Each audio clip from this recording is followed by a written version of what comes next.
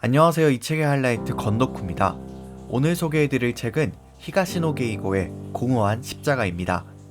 이 책은 제가 줄거리를 간추리기엔 너무 심오한 주제를 담고 있는 것 같습니다. 처음엔 저도 그냥 일반적인 추리소설이 아닐까, 뭔가 제목도 그럴싸하니까 한번 읽어보자 라는 생각에 읽어봤지만 이 책이 전하고자 하는 메시지에 정말 많은 생각을 하게 되었습니다. 바로 본론으로 들어가겠습니다. 여기 4명의 살인자가 있습니다. 첫 번째, 무기징역을 선고받은 범죄자이지만 가석방을 나왔습니다. 그 후로 어느 가정집에 침입하여 어린 여자아이를 죽이고 사형을 선고받습니다. 하지만 사형을 본인의 운명이라고 여기고 아이에게나 유가족들에게는 속죄하지 않고 사형을 당한 사람이 있습니다. 두 번째입니다. 어린 나이에 임신을 하고 출산을 했지만 이 사실이 무서워 아이의 숨을 막고 죽게 한 어린 여자아이와 남자아이가 있습니다. 이 사실에 여자아이는 20년이 넘는 시간 동안 힘들어하며 정상적인 생활을 하지 못했으며 남자아이는 자기가 지키지 못한 아이를 지킬 수 있다라는 신념으로 소아과 의사가 되어 아이들을 구하며 살고 있습니다. 세 번째입니다. 자신과 가족에게 피해가 갈 게 두려워 가족을 지키기 위해서 무고한 사람을 살해한 사람이 있습니다. 하지만 이내 죄를 뉘우치고 진심으로 용서를 빌며 경찰에 자수를 한 노인이 있죠. 여러분, 이 4명의 사람 중 누가 가장 큰 죄를 저지른 걸까요? 이들은 모두 같은 살인이라는 행위를 저질렀지만 모두 같은 벌을 받아야 할까요? 혹은 사람의 목숨을 빼앗은 범죄자이기에 이들에게 모두 사형을 선고하는 것이 맞을까요?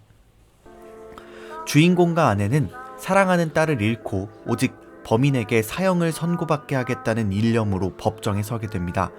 결국 범인에게 사형을 선고받게 하는 것은 성공하지만 범인은 사형을 선고받아도 진심으로 뉘우치지는 않았고 이들에게는 아무것도 남은 것이 없죠. 이렇게 딸을 잃은 슬픔에 결국 두 부부는 갈라서게 되는데 그 이후 이혼한 아내가 살인을 당했다는 연락을 받게 되고 이 책은 그렇게 시작합니다. 이 책은 살인사건으로 딸을 잃고 살인을 저지르는 사람에게는 마땅히 사형을 내려야 한다라고 생각하는 유가족, 그리고 자신의 아이를 죽게 만들고 후회 속에 살아가고 있는 남녀, 이렇게 큰 두 갈래의 줄거리로 이야기가 정리가 됩니다. 이 책이 던지는 질문은 과연 사형제도는 옳은가? 죄를 뉘우치지 않고 회개하지 않는 자에게는 사형을 내리는 것이 합당할까? 혹은 죄를 뉘우치고 회개하는 사람에게도 같은 형벌을 내리는 것은 합당할까? 라는 것입니다. 옴기니의 말을 그대로 인용해 보겠습니다. 유족, 그것도 살인사건의 유족. 그들이 바라는 것은 오직 한 가지, 범인의 사형뿐이다.